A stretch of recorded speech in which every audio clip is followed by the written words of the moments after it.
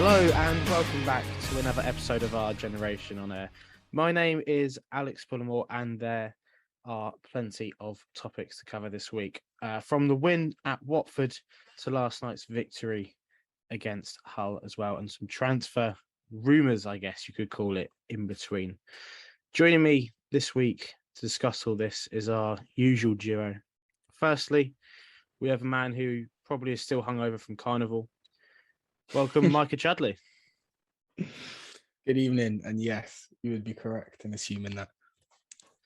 Well, I'm guessing that you had a good time, so that's all that counts, really, isn't it? So I had a great time. A lot of QPR shirts there as well, by the way. Which is lovely to hear.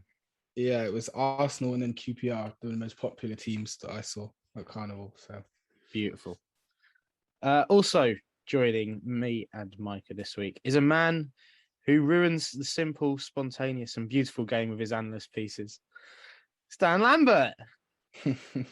What an introduction. Most probably won't even know what you're talking about there, but no, I love it.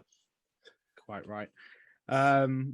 Also, later in the pod, you'll be hearing from Swansea fan Aled Biston from their point of view for this Saturday's fixture.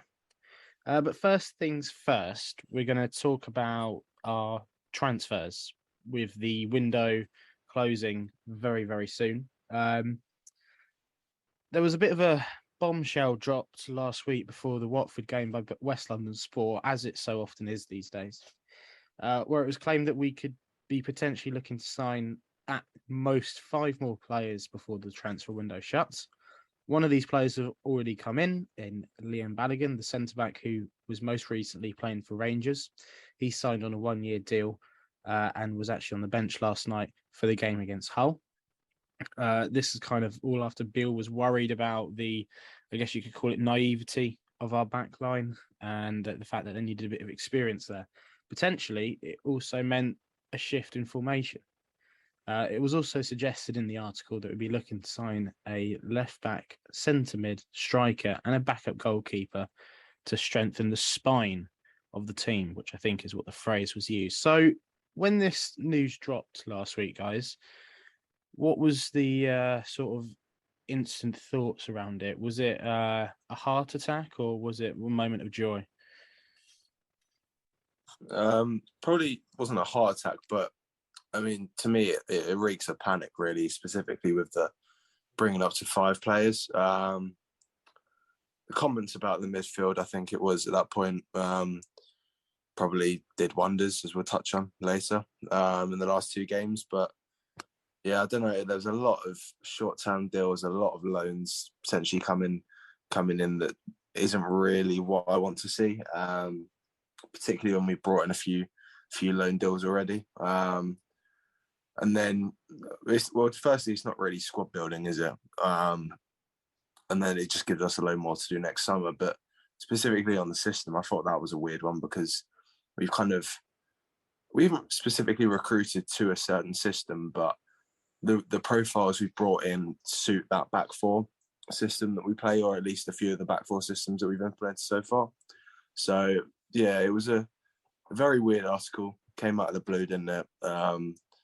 And hopefully over the next day or 2, it might make a bit more sense. Micah, you got any thoughts on this?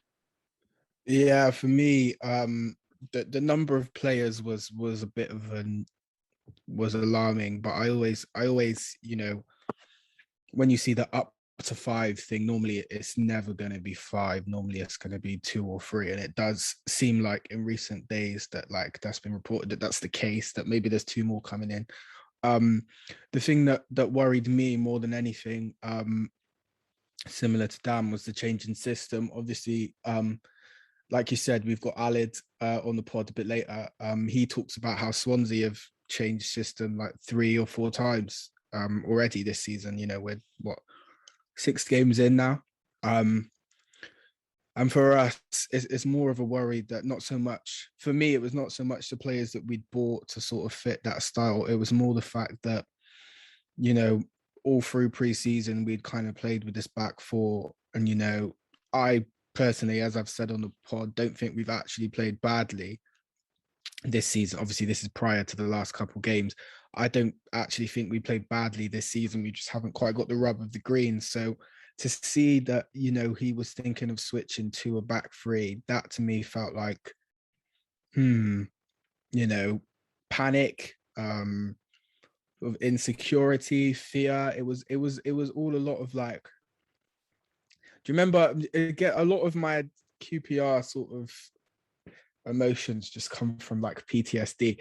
Do you remember when we were playing three at the back with Redknapp, and we spoke all summer about playing three at the back, and then we got spanked by Spurs, I think, and then we just went to a back four, and it was like, wow, we bought Isla, who's a wing back, we bought Vargas, who was meant to be playing in like a 3-4-3.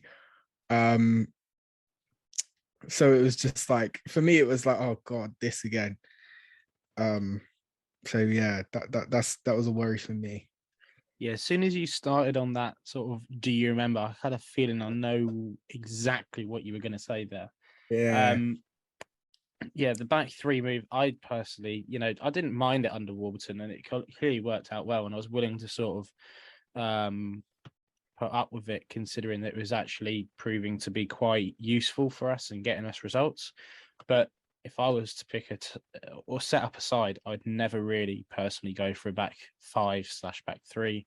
I'm not really a fan of it, even though it's getting more and more trendy, I guess, throughout the Championship at the moment, which is, maybe Dan would be able to eventually put a sort of reason on that, but I can't really think of a reason off the top of my head while it would be so trendy. If I had to guess, I would say that there's a correlation between teams that play three at the back and teams that kind of overachieve a little bit. So I don't think anyone would have said that Chelsea would have won the Champions League a couple of years ago when Tuchel came in. And I'm not saying that the reason they won the Champions League was because of that, but I think it does kind of, because it just gives you that defensive stability. It helps you a bit. But I'm with you, Alex. I feel like we're at the point as a club now where we can take that risk, and we should be trying to play on the front foot week in, week out. And I think probably this weekend's result probably showed that a little bit. Yeah, I think the one from this whole sort of story is, for me, that's the most problematic would be the talk about the midfielders. Specifically in the article, Andre Dessel and Stefan Johansson were named as two players that could potentially be out in the cold. Now, we don't know sort of how much of this is speculation, how much of it is sort of filler, I guess, as well.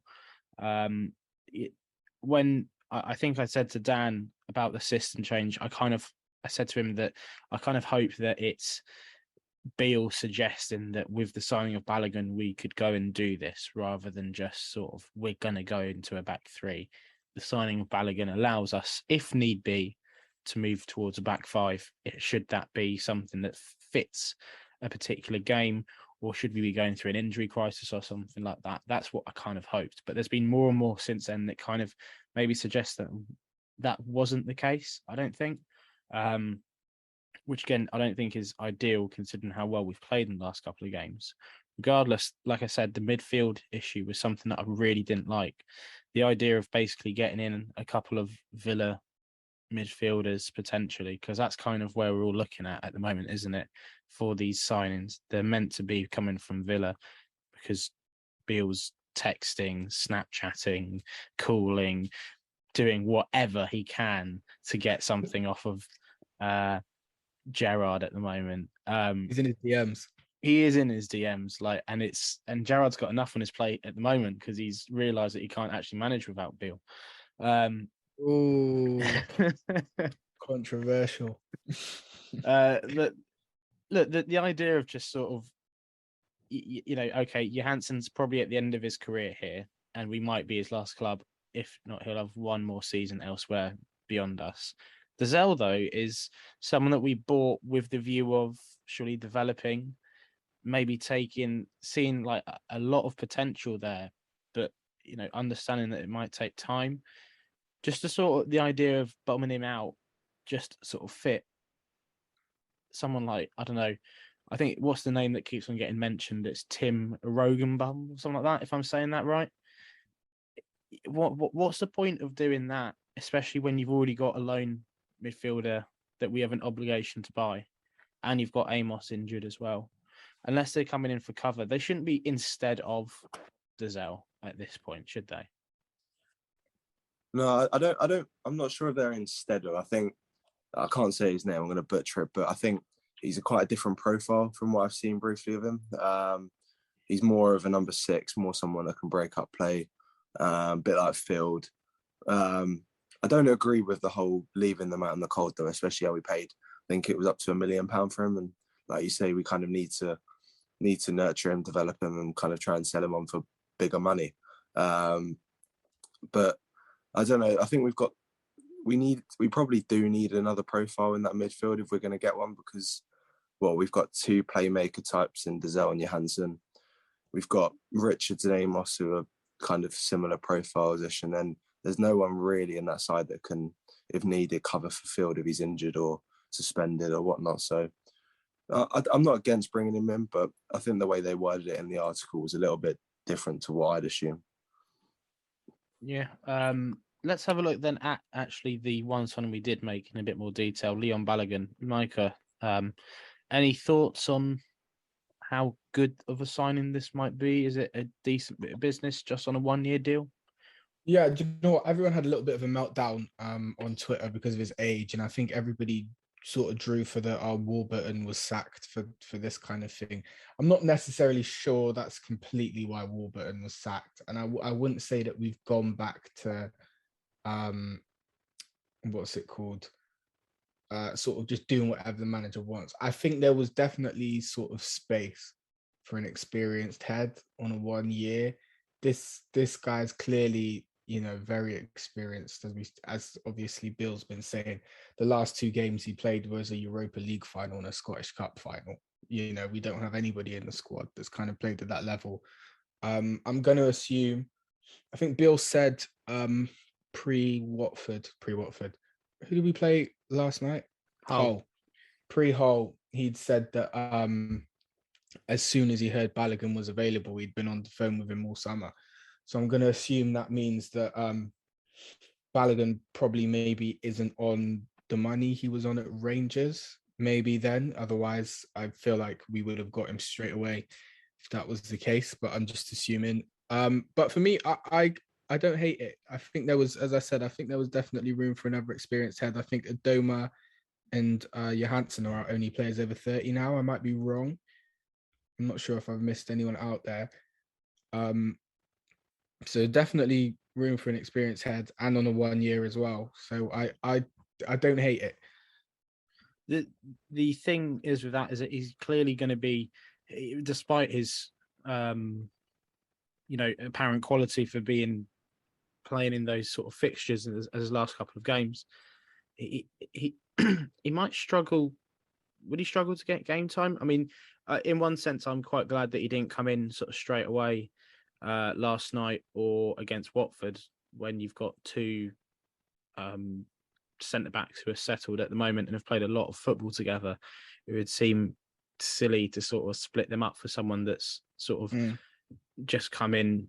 It doesn't feel like on a whim, because like the Clark sort of one, I'd quite happily see him come back and play instead of Dunn, because it would be more natural to have him there as a left footer, and I think that that would always be the plan. But at some point, you've got to use him, and he can't have reduced his wages that much. I think it was rumoured about 13,000 a week he was on at Rangers, so he can't. That he would definitely be. If you put in 2 and 2 together, you'd assume that he's at the higher end of our wage bracket. So it kind of, I guess we are well covered now for that centre-back position. I kind of just felt like it's blocking off Masterson a little bit if he's not going to get a loan.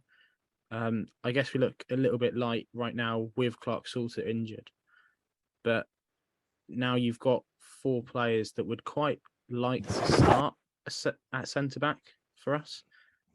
So, I don't know. Dan, what's your sort of thoughts around it? Well, I spoke to a Rangers fan on him the other day, and he said good things. Obviously, like most did, decent aerially, good on the ball, decent turn of pace as well. The one thing he said with an obvious caveat was he's not going to be able to play a 3-game week, maybe not a 2-game week. And I heard that and I thought, well, it's not the end of the world, because we didn't really expect that for a year deal. But you look at it and, like you say, where's he going to play and when's he going to play? And if you put him in one game and he can't play the next, there's question marks about, like, is the defense going to be stable enough? Is it going to, because we're not going to have partnerships if we keep chopping and changing. So I don't know. I think there needs to be some stability in kind of our centre-back partnerships. I think, before he came in, we had 3 very good centre-backs to the level. But it does leave a lot of questions as to how we're going to use him, and specifically what wage he's on with that kind of role in the team. I think as well, if we do move back to a back 5, then naturally you're taking probably a midfielder out of the game. So then this potential signing of, which seems most likely, I'd say at this point, because the other signings mentioned a reserve goalkeeper and a backup left back. There's no real names being mentioned at all about that. So, the ones that seem most likely at this point perhaps would be a striker and a central midfielder. What would be the exact point in signing a central midfielder to then sort of not play a formation that would encourage a lot of use and a lot of requirement to rotate a central midfielder? I don't love it, basically. I could be, most likely that I'll be proven wrong and he'll become very useful at some point throughout the campaign. But, off the face of it, I'm not thrilled, I'd say, by it all. I think maybe we saw him use Masterson as a defensive midfielder, didn't we, in pre-season? I wonder if maybe he's thinking, right, if I can't get a defensive midfielder in, we'll just stick with him. Yeah. I don't know. Well, it's always an option, isn't it? There isn't anything else really concrete from this, because I think the transfer window ends tomorrow, am I not mistaken? 11 p.m. tomorrow, yeah. So, okay, apparently, according to David McIntyre on Twitter, I think that was a quote, there are movement on transfers. Groundbreaking. I don't know whether that's movement in the positive or movement in the negative, like it could mean that Archer isn't even further away than, signing for us. You just see all these things flying around. He's now got an injury, which of course means he's not actually injured and he's actually on his way to QPR. I don't know. Well, it's interesting. I wonder if he'll even move on, because today, as we speak, Blackburn, they were linked with him. They've just signed somebody. Right. And I think a couple of the other teams in the race for him have signed strikers. So will he even move at this point? No. If he's going to move, you would think he would be going like sort of back to Preston or maybe to us, just because of the links that are there. But they haven't bought. They said that they weren't letting him. Yeah, they said they weren't going to let him go. You never know what's going to happen with it. But I don't think there's any more point in talking about Archer, really, is there, Dan? Because it kind of feels like we just go around in circles, doesn't it? Yeah, I've given up on it long time ago. I'm resigned to the idea that we just won't get a striker. To be honest, yeah. So moving into the performances against Watford and Hull, the comments that Bill made about his midfield, was this all just mind games? That's what a lot of people said, to be fair, after the Watford game. Maybe he's a good manager. I don't know. They definitely, over the last 2 games, proved their worth, particularly the Steph and Dizelle. Field's consistent most games, but Dizelle and Johansson look very good on Saturday and Tuesday night. Yeah, so I was at the game last night. Dan, you went to Watford, didn't you? Yeah. Micah, were you able to make it to either of the games? No, I didn't. I didn't see the Watford game, but I watched the whole game on the Plus Pass. Right. So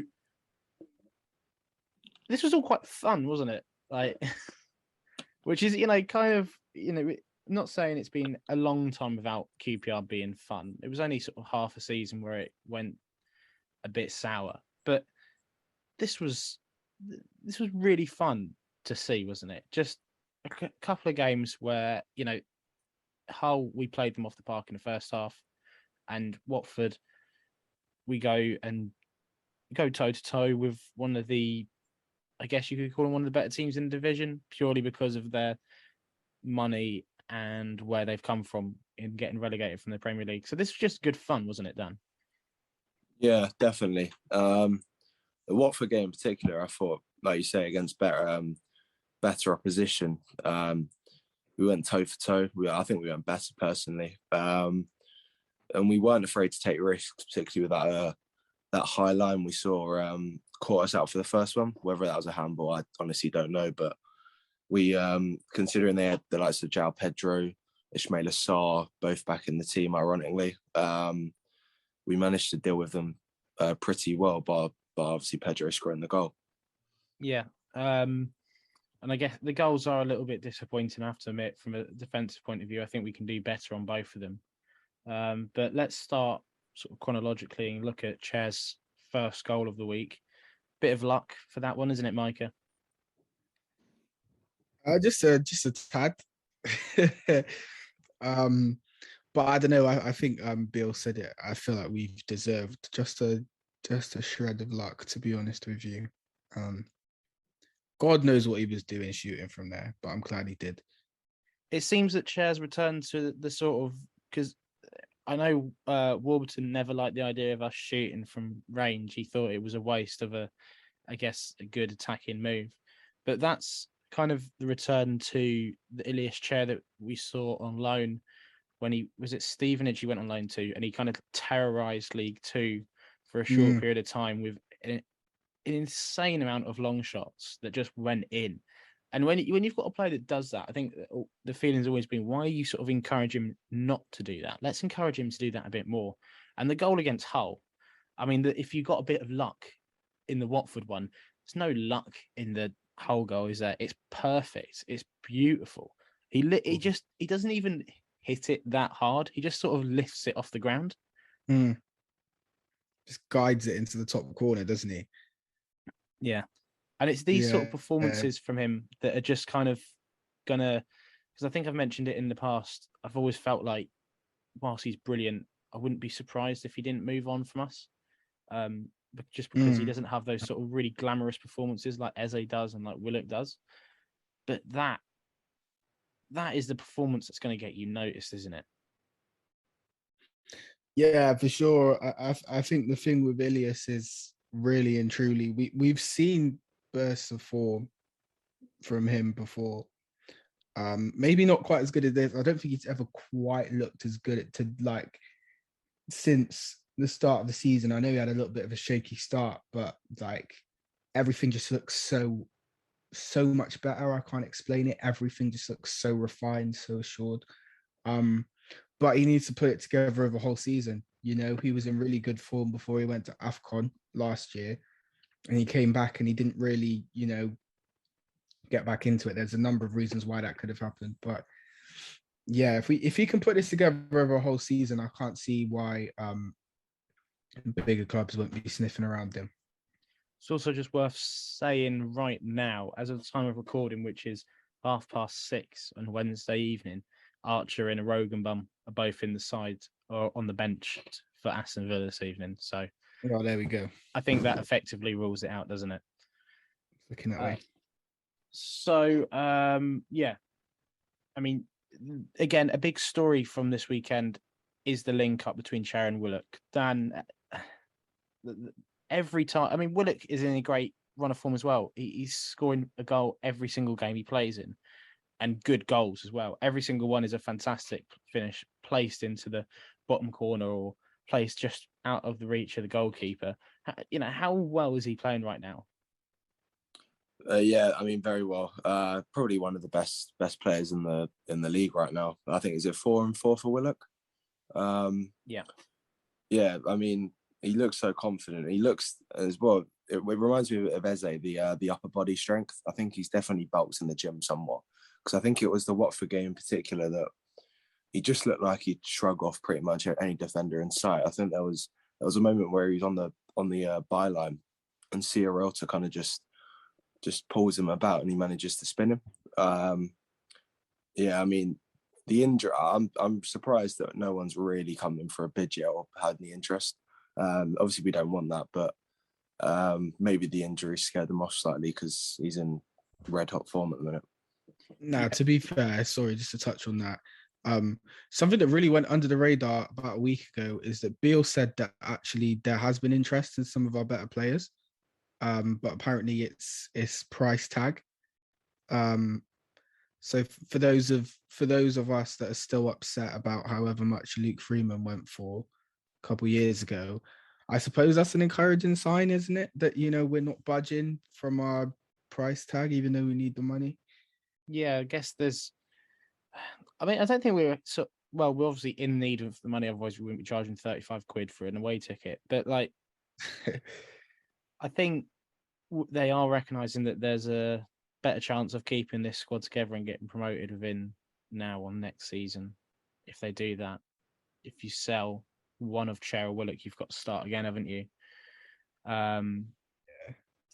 But, you know, you kind of compare, you know, don't actually know what the sort of what the value is going to be for them. What would be a realistic value for Cher and Willock right now? Because is it Jacobson from Preston? Someone apparently bid over 7 million for him. You know, he's a pretty decent Championship striker as it goes. But what about one of the best talents in the division? In Willock, a couple of seasons ago, one of the best talents went for just around 20 million with add-ons, I think, in the form of Eze. So, what did Keane Lewis Potter go for to Brentford this summer? You know what? Just because it's Brentford, it's probably like a really stupidly small amount. So, like, I'll look it up. Yeah, does anyone? It was 19 mil. 19 mil. 19 mil. Okay, well there you go. So Wow. arguably, like, it wouldn't be stupid if, I mean, it's stupid money, but like, you wouldn't be surprised if they're looking for something 25, nearly 30, especially. Well, obviously, some of the Lewis Potter, that money obviously comes from the fact that he's still 20, 21. But even then, like, you'd have to say, like, Willock has to be in and around that ballpark. Yeah. And it's just a stupid amount of money for a second division player, isn't it? Even though we know they're good, they're really, really good. It just shows how inflated everything is. Back to the actual game. There's a really nice moment that might sort of, I hope it doesn't go under the radar too much. I feel like it kind of did because we played so well last night. Albert Adoma scoring the winner at Watford, not exactly 2 years on, but 2 years on or 2 seasons on from when he did that with no fans in the ground. How brilliant is it that he gets that moment with fans there this time? Yeah, it was a great moment. I mean, it's fair to say the away end was in ruptures. I think there was a few injuries, certainly along my row. But yeah, I mean, he clearly loves to score a last minute winner at Vicarage Road, or not last minute, rather a winner. I think touching on that bit, I think Bill deserves some credit for making the change. Could have easily kept Dykes on. I thought he had a good game at that point, but it was clear when Watford were trying to attack us, they were trying to kind of pin us and stretch us in wide areas because of our general shape. And by bringing Adoma on as kind of more of a winger to kind of nullify that and keeping Willock and Chair on, I thought that went under the radar a bit from Bill. Mm-hmm. Okay. There is quite a lot to cover and we don't have a lot of time. So let's move on a little bit and focus on Ethan Laird. I mean, I saw him in person, I guess, for the first time last night in the Hull match. And I'm just, I know he had good reviews, but my God, he is so good. And like you said to me the other day, Dan, how have we got this player on loan? He shouldn't be playing for QPR, let's be honest. No, absolutely not.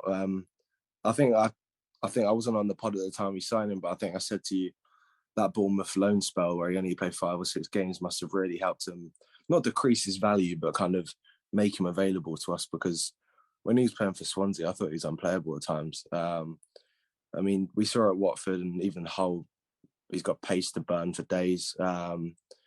He's so good intelligently, like tactically as well. He knows when to underlap or overlap. And that partnership with Roberts, I think it was it Roberts against Blackpool? And then he showed, and then on the weekend and on Tuesday, he showed with Willock and Chair, he can just combine. And you got in those three, you got 3 quality players that shouldn't really be in this division, I think. Yeah, absolutely. Also, I think we've already mentioned Johansson had a fantastic game against Hull. Obviously, Chair and Willock were brilliant, and it's nice to see as well Powell getting a lot better. You know, he's finding his feet, isn't he, Micah? Yeah, you know, he had a shaky start, but we said it the other week. He's gone from playing as a, I know obviously our fullbacks are wing backs already, but he's gone from playing in a back 5 at his previous club, Pexwell, obviously now to a back 4. And obviously it's a very different league, the Championship. You know, a lot of Dutch players go to the Premier League and struggle to adapt. So, but he's come in, he looks really good. He's better defensively than I thought he was going to be, especially sort of like in one-on-ones. And him and Laird both sides, like, just what a pairing at fullback. I mean, I don't want to jinx it, but Laird is giving me some serious like 2010-11 Kyle Walker vibes with the way he just gets up and down that way.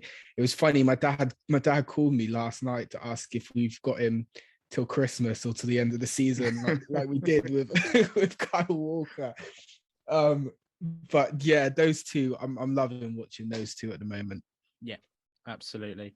Where else can we go with this? High line, that's what I wanted to talk about. Does this high line worry you at all, or is this exactly the sort of thing that we need to sort of encourage us to get up the pitch and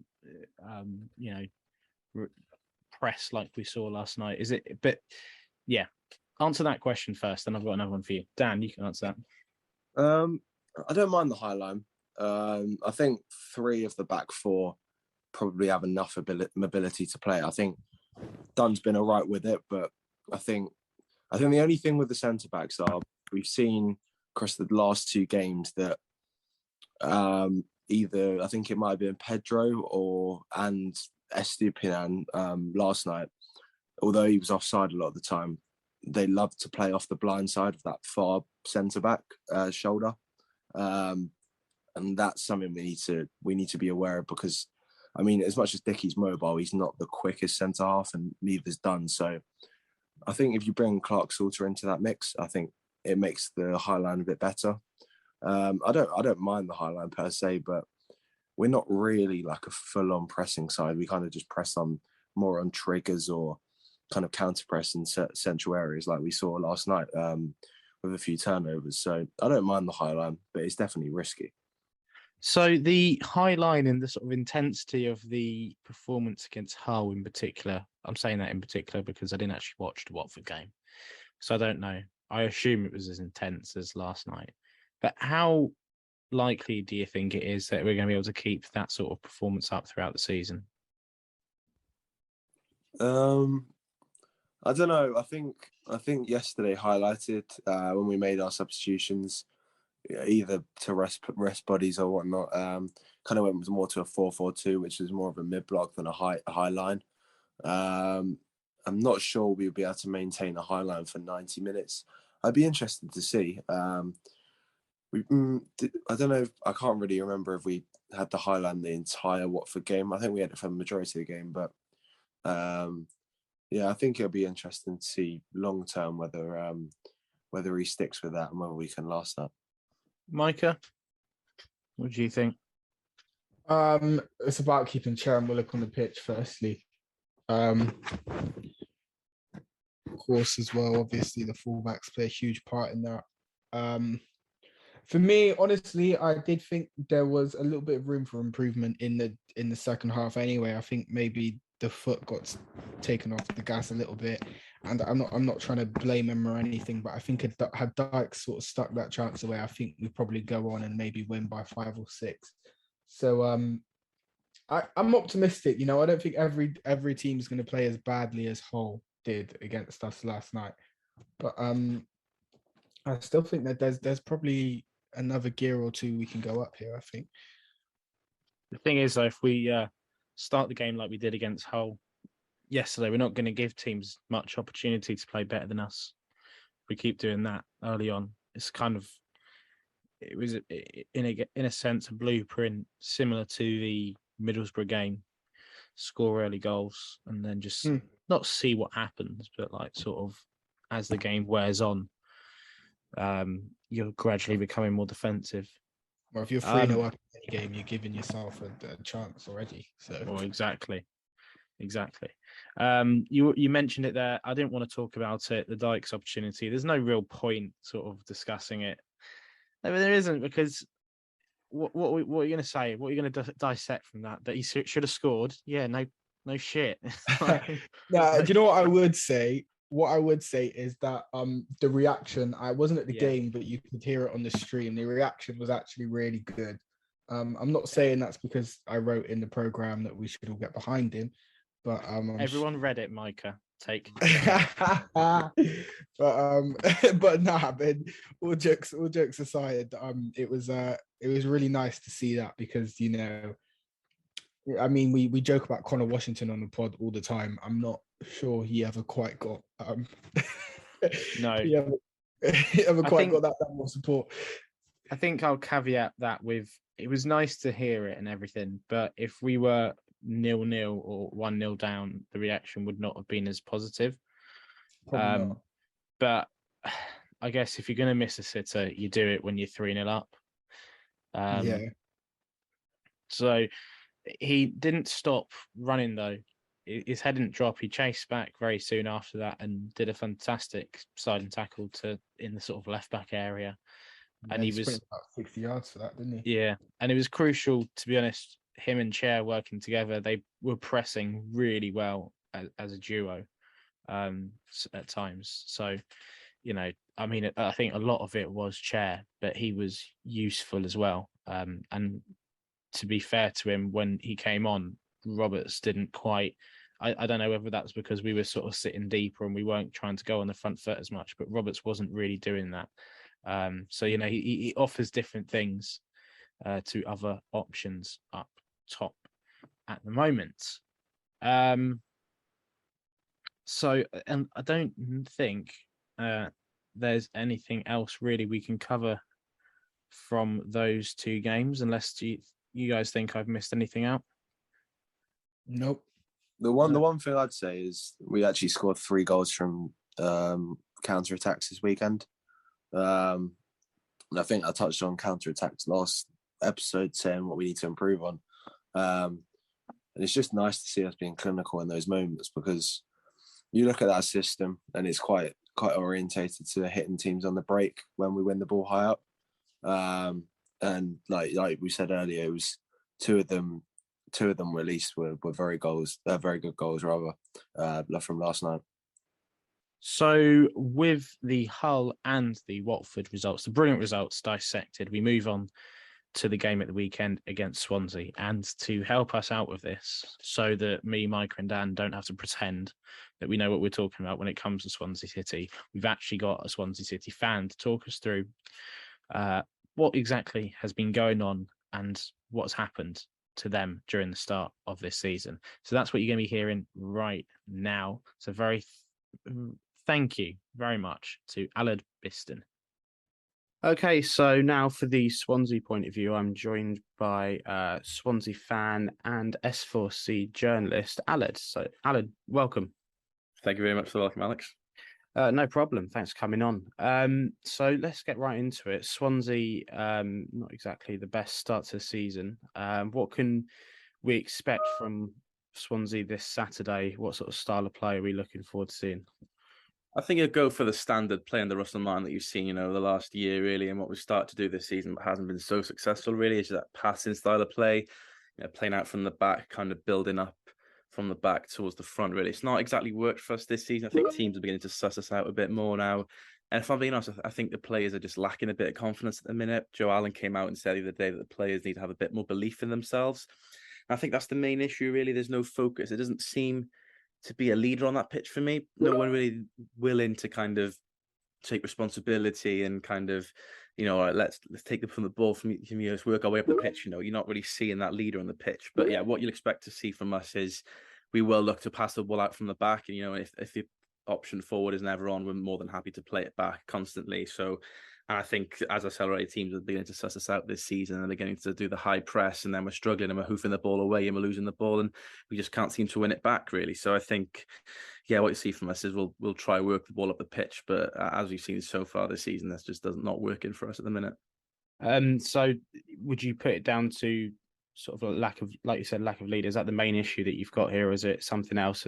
Is it a lack of sort of someone who's got a sort of lack of talent in midfield or whatnot, or is it just sort of that lack of ambition?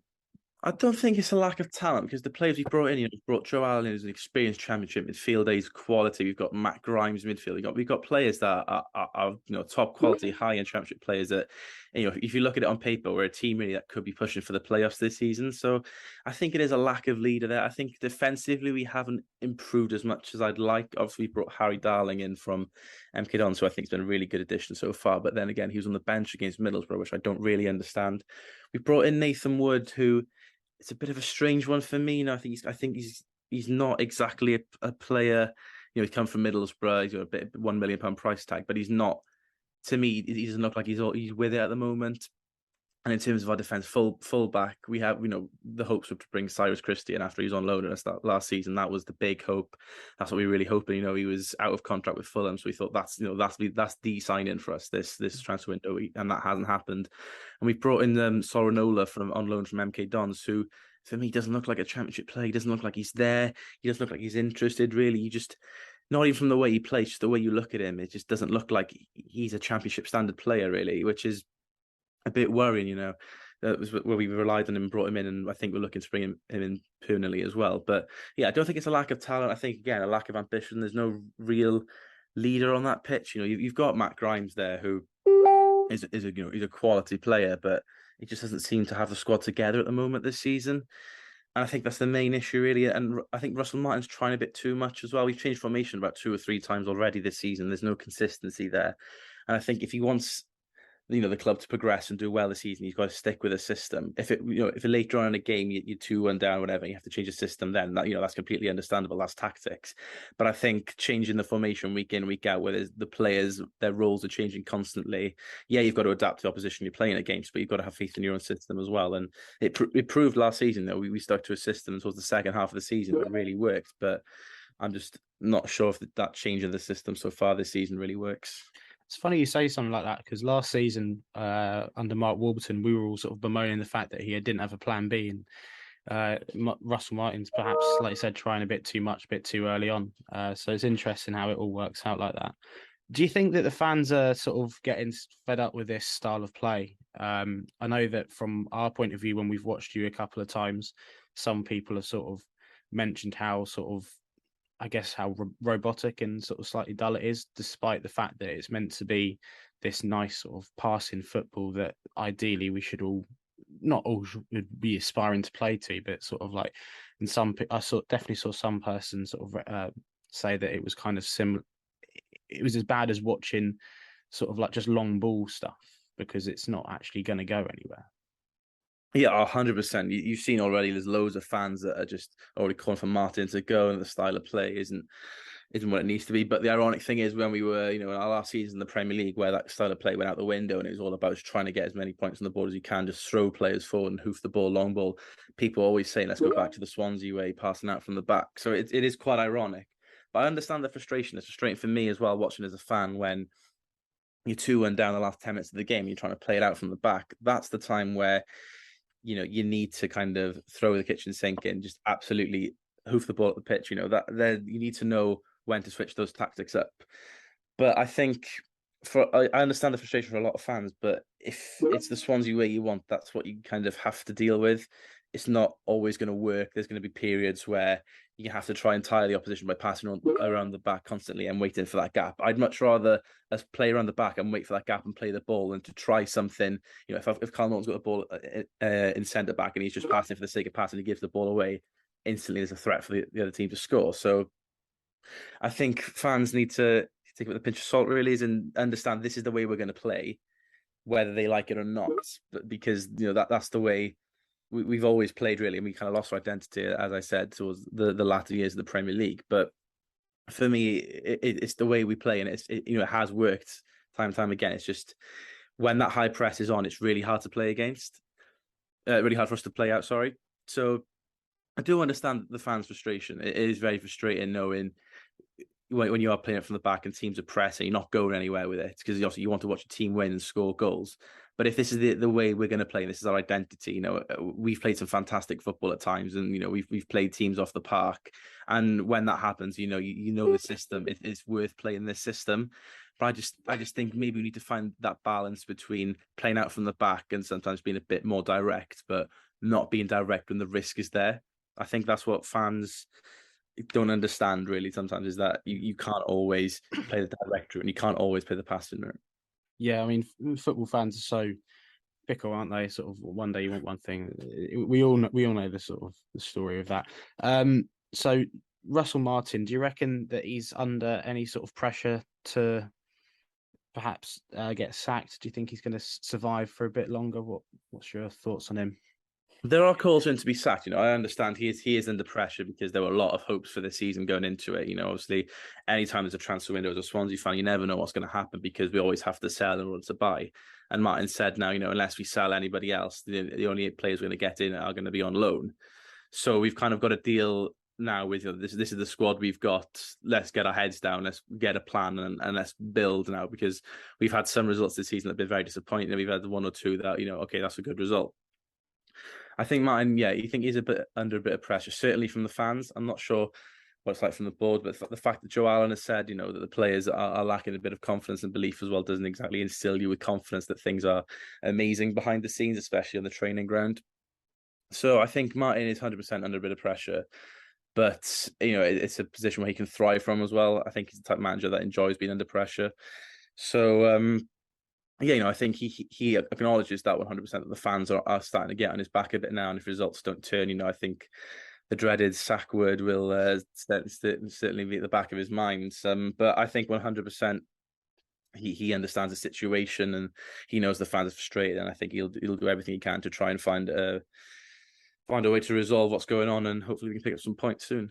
Yeah, so you mentioned their transfers, and it sounded like a very similar situation to what QPR are currently going through, and I guess what majority of the clubs in this division that are trying to go about things a bit more sustainable and sensible will find that familiar.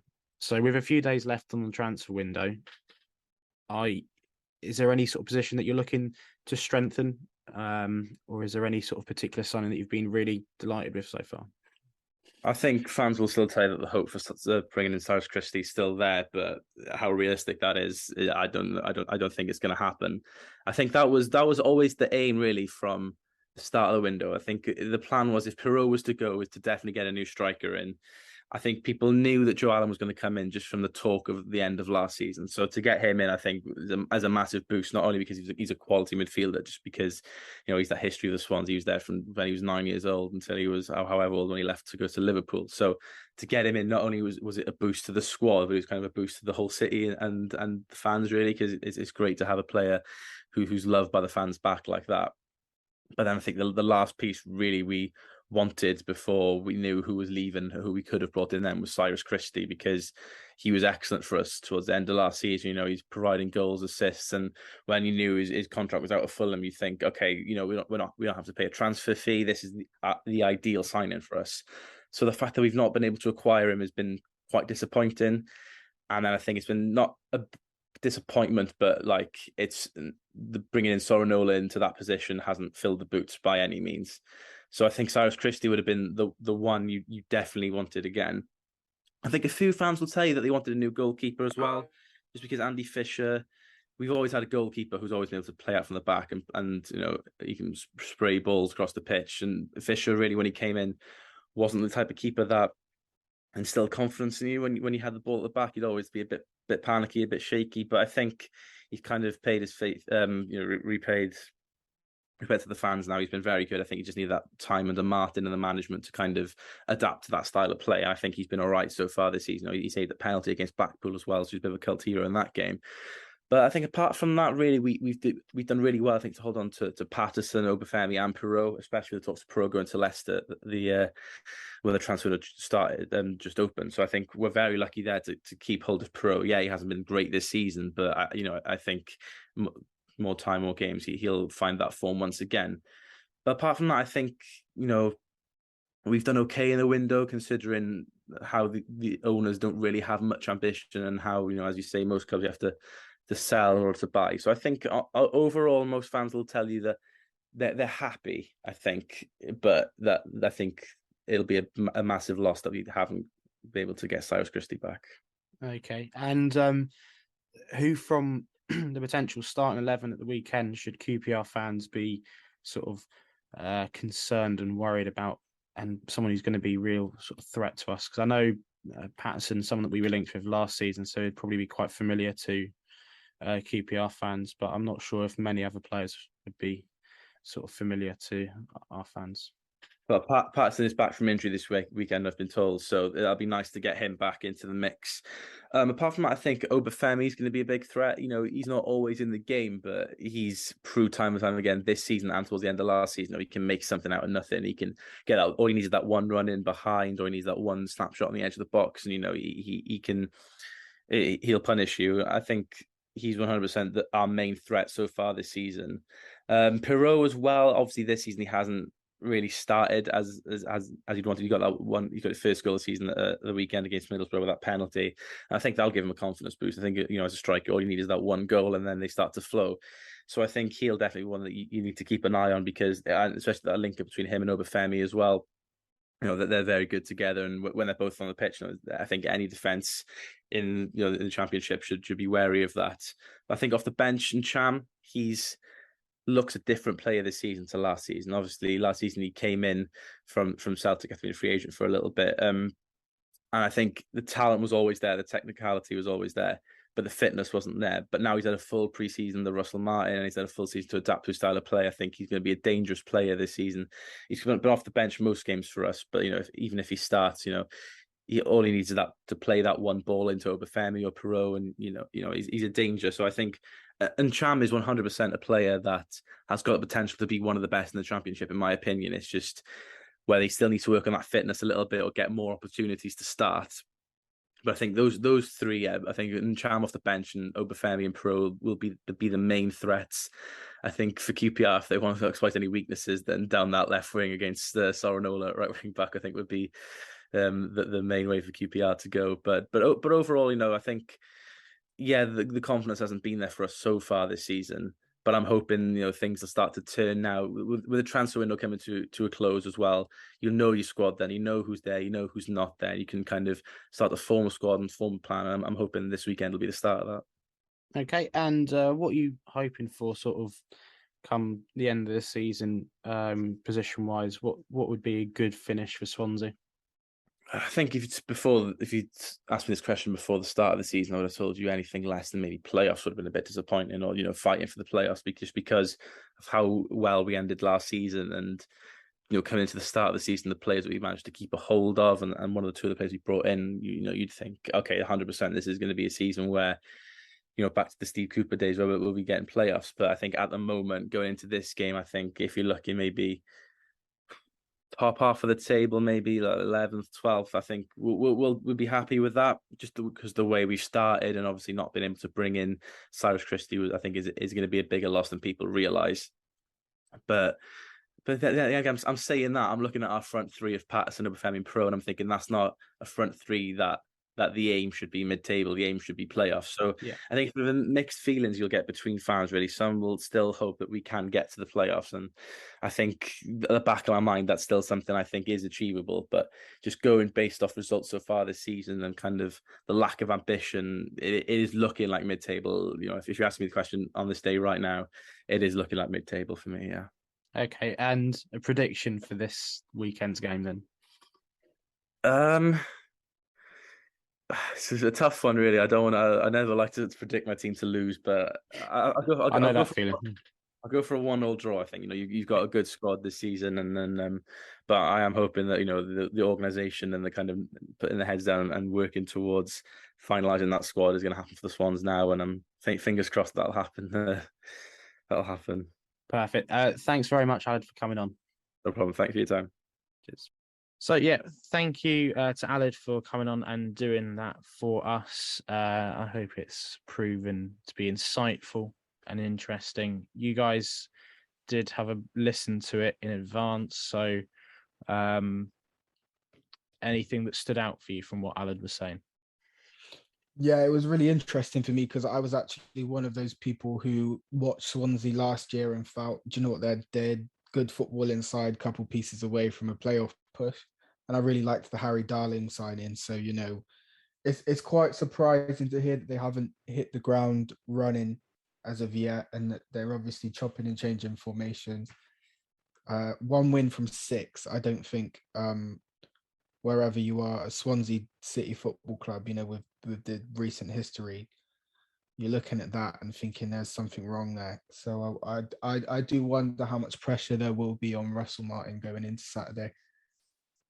Yeah, and it's worth noting that at the time of recording, they've got a pretty winnable opportunity against Stoke tonight. I think they are playing away from home, but regardless, Stoke with a new manager not in great form. So it'd be interesting to see whether they come out of that with 3 points. Obviously, from our point of view, Dan, we'd want them to carry on losing so we can go into Saturday with us on a high and them on a low. But this could be typical QPR. Are you looking forward to the game? Are you optimistic that we'll be able to carry on? And is there anything from what Aled was saying that sort of stood out for you?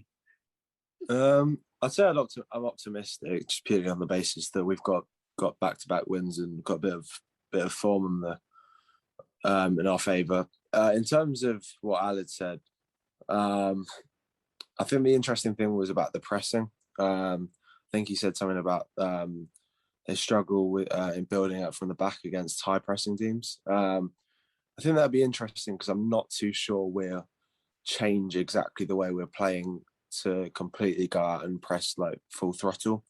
But I think I'm trying to think of the teams we played back 3 systems against. I think it was in pre-season, one of the games, I think Crawley game, which kind of showed that if we press off the triggers with the wide centre-backs like Darling, like Micah said, who's a good player, I don't quite know who their left centre-back is, but we can kind of stop them through that. And then you got the likes of Grimes, who's a very good player on his day.